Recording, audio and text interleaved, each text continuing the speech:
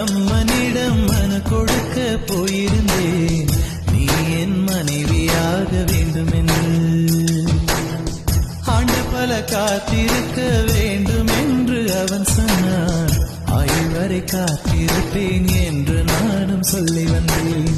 என் ஆசை நிறை